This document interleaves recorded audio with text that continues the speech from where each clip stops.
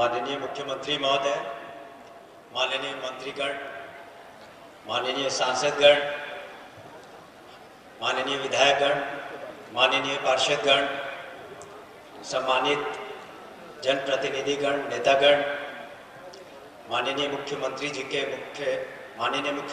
के प्रधान सचिव, मुख्य सचिव महोदय, पुलिस महानिदेशक महोदय, उपस्थित सभी पदाधिकारीगण, जीविका की दीदियां, मीडिया के प्रतिनिधिगण, बहनों और भाइयों, आप सभी को हमारा नमस्कार। भागलपुर से हमारा बहुत पुराना लगाव रहा है। यहाँ एक पुलिस अफसर की हैसियत से हमने ट्रेनिंग भी पाई है और हमें सौभाग्य प्राप्त हुआ कि माननीय मुख्यमंत्री जी के साथ जब हम शराबबंदी के जागरूकता के अभियान में थे तो उनके साथ हम यहाँ आए थे और सैंडिस कंपाउंड में जीविका की दीदियों से मुलाकात भी हुई थी। हम सभी जानते हैं कि माननीय मुख्यमंत्री जी ने बिहार की दशा और दिशा बदल दी, बिहार को एक नया सम्मान दिलाया है। लेकिन माननीय मुख्यमंत्री जी की सोच है कि समावेशी विकास के साथ साथ जब तक लिए सामाजिक कुरीतियां दूर नहीं की जाएं, तब तक लिए बिहार की सही प्रगति नहीं हो सकती। इसी वजह से और इसी उद्देश्य से उन्होंने समाज सुधार अभियान में हमेशा बढ़ चढ़कर अगुवाई की है, उसका नेतृत्व किया है और उसके सकारात्मक नतीजे सामने देखने को मिल रहे हैं।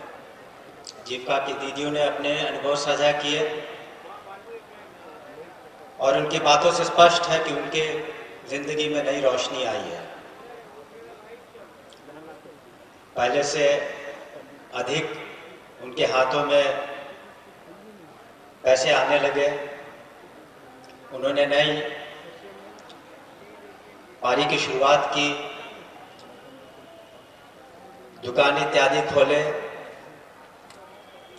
और आंकड़े भी बताते हैं कि महिला उत्पीड़न में कमी आई है, सड़क दुर्घटनाओं में कमी आई है, अपराध पर भी इसका सकारात्मक असर पड़ा है और चौक चौराहे पर और त्योहारों में जो शराब पीकर के लोग हुड़दंग करते थे वो अब अतीत हो गया है। विधि व्यवस्था पर भी अच्छा असर पड़ा है। लेकिन हम सभी जानते हैं कि जब भी कानून बनता है, और ये तो बहुत ही प्रगतिशील कानून है, तो समाज के कुछ लोग उसका विरोध करते हैं और यही कारण है कि पुलिस और एक्साइज विभाग सक्रिय होकर वैसे लोगों के विरुद्ध, वैसे कारोबारियों के विरुद्ध कार्रवाइयां कर रहा है। पिछले 5 साल से अधिक में 2 करोड़ लीटरों से अधिक शराब बरामद की गई, 65,000 से अधिक वाहन जब्त किए गए, दूसरे राज्यों से 6,000 से अधिक गिरफ्तारियां हुई, सजाएं दिलाई गई, जैसा कि गृह सचिव बोल रहे थे। लेकिन एक और पहलू है जिस पर हम प्रकाश डालना चाहेंगे। कुछ लोगों का कहना है और बिल्कुल अनर्गल करना है कि बिहार में जो जहरीली शराब के कारण मौतें हुई उसका कारण शराबबंदी है। ये बिल्कुल असत्य है और तथ्य से परे है। शराबबंदी और जहरीली शराब से मौतें या होश ट्रेजेडी का कोई लेना देना नहीं है, कोई सरोकार नहीं है। बिहार में शराबबंदी के पूर्व भी जहरीली शराब पीने से मौतें हुई, न सिर्फ बिहार में लेकिन अन्य राज्यों में भी मौतें हुई हैं जहां शराबबंदी लागू नहीं है। हमने हाल में ही पटना में प्रेस कॉन्फ्रेंस करके इन सभी बातों को पब्लिक डोमेन में रखा, आपके सामने रखा। आज पुनः आप आप लोगों के सामने और मीडिया के सामने थोड़े बहुत आंकड़े भी प्रस्तुत करना चाहूँगा कि बिहार में पूर्ण शराबबंदी के पहले भोजपुर जिले में 212-13 में 21 मौतें हुई, गया में 212-13 में 12 मौतें हुई, सारण में 212 में 6, गोपालगंज जिले में 2000 से 2007 में 18 मौतें हुई, कटिहार में 1998 में 33 मौतें हुई। इसी तरह से अन्य राज्यों में जिनके आंकड़ों को हमने पहले आपके सामने रखा है, पंजाब में, उत्तर प्रदेश में, पश्चिम बंगाल में, उड़ीसा में, असम में, महाराष्ट्र में और हाल के दिनों में बगल के राज्य में भी 6 मौतें हुई हैं। तो हमारा ये कहना है कि सभी जानते हैं कि ये शराबबंदी से घूस डायजी का कुछ लेना देना नहीं है। जो लोग इस अवैध काम में जुटे हैं, शराब के कारोबारी, चाहे निर्माण हो या बिक्री हो, वो सब आर्थिक कारण है।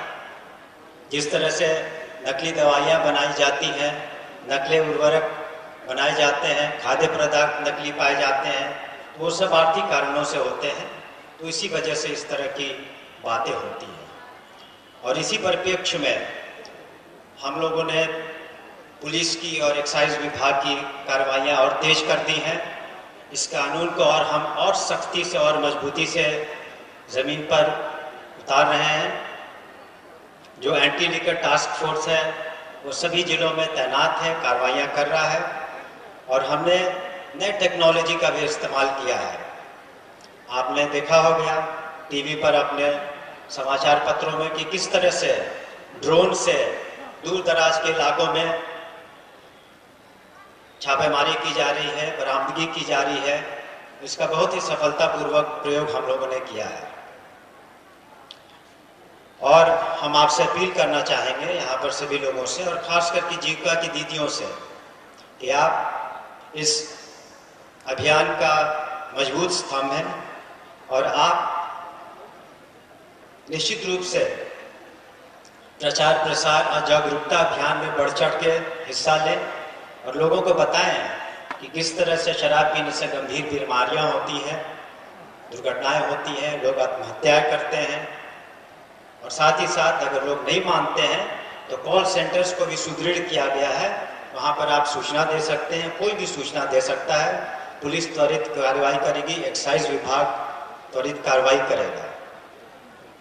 और अंत में हम जीविका की दीदियों से यह भी अपील करना चाहेंगे कि जिस तरह से सतत जीवनोपार्जन से आपकी ज़िंदगी में सुधार आया है, वैसे जो छूट गए हैं, वैसे परिवार जो इस लाभ से वंचित रह गए हैं, उनकी सूची भी आप जिला के पदाधिकारियों को दें ताकि सतत जीवनोपार्जन योजना से उन्हें लाभ पहुंच सके।